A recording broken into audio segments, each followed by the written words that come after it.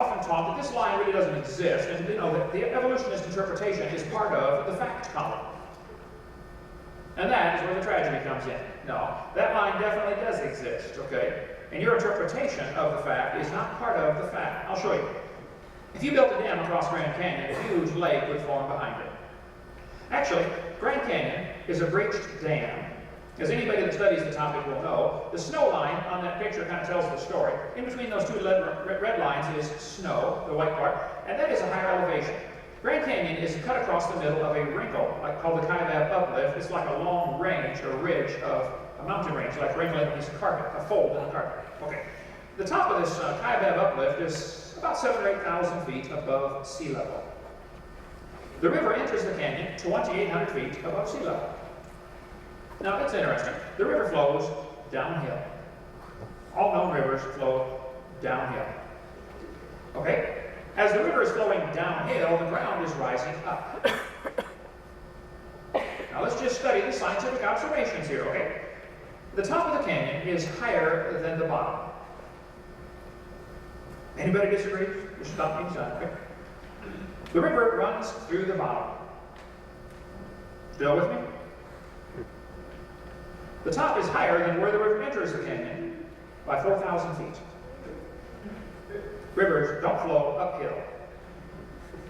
There is no delta. Where is the mud that washed out? That river did not make that canyon. Now, it's a fact Grand Canyon exists, but the evolutionist interpretation that it happened slowly over millions of years does not stand up to scientific scrutiny. Their interpretation is falsified. That river did not make that canyon. I'm sorry. If you would like millions of years for your frog to turn into a prince, I can understand why you would need that, but you can't have it. At least you can't use Grand Canyon as evidence for it. The creationist interpretation says 6,000 years ago or so, God made everything in 6 days. And that explains why we have so many millions of symbiosis relationships. Animals and plants were created, designed for each other, and created within a day or so of each other. That works just great.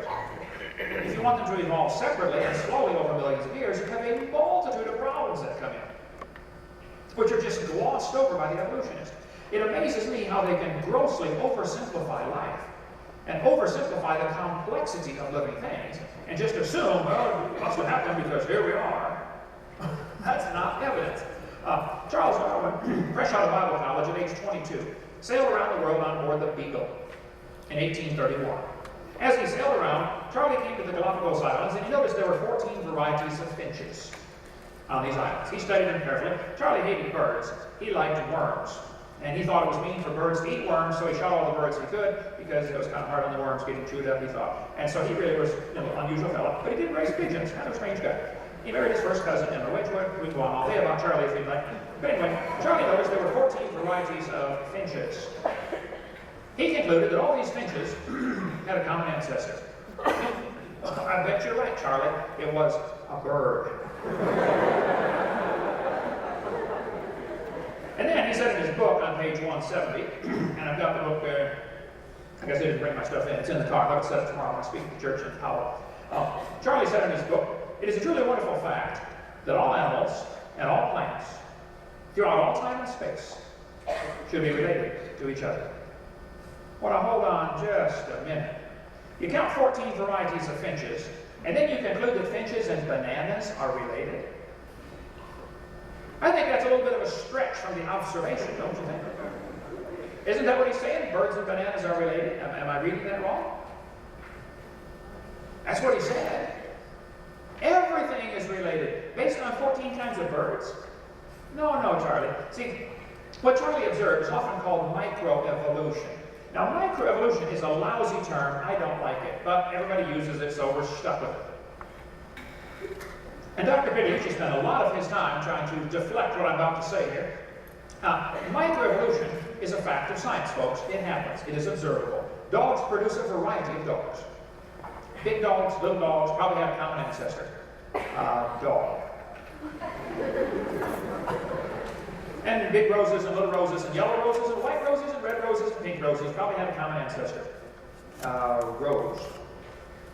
See, microevolution is observed. This word evolution really does have 6 different meanings or stages or levels, whatever you want to call it. Cosmic evolution is the Big Bang.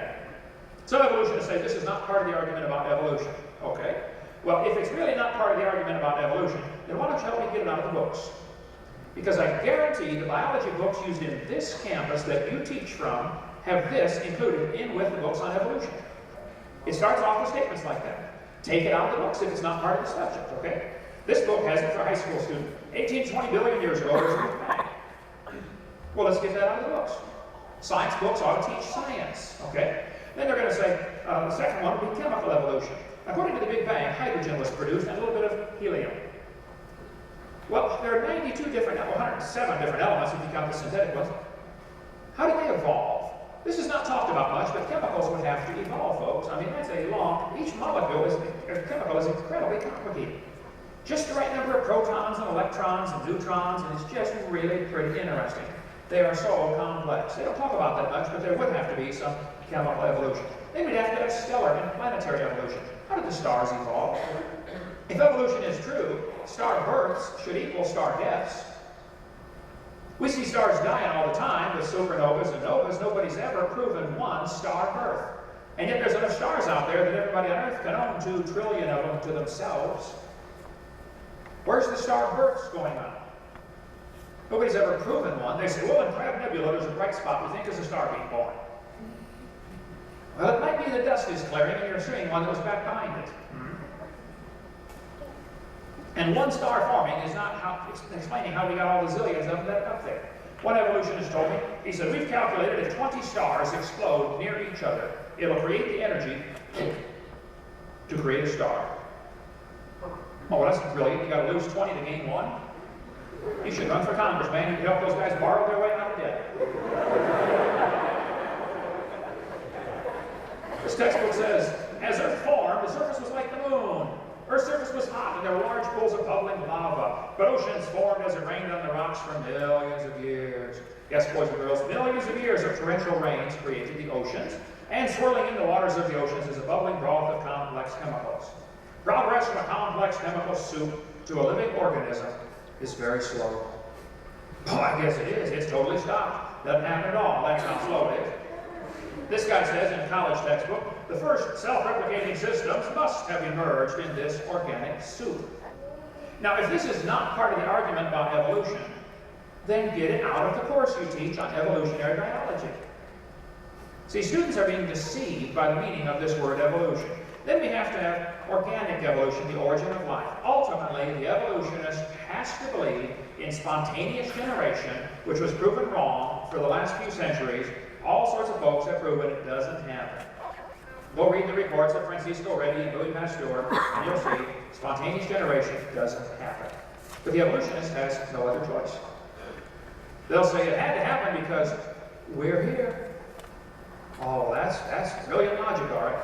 See, according to the theory, if we simplify here, you got 20 billion years ago, Big Bang, and then 4.6 billion years ago, the Earth cools down, and 3 billion years ago, life appears in the soup. And this early life form finds somebody to marry.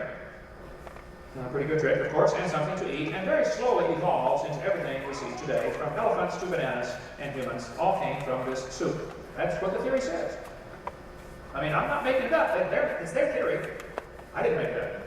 Now, cosmic, chemical, and stellar evolution would take place first, and then we have organic evolution, origin of life, and then we have macroevolution, changing from one kind of animal into a totally different kind of animal. Those are the first few steps of evolution. The first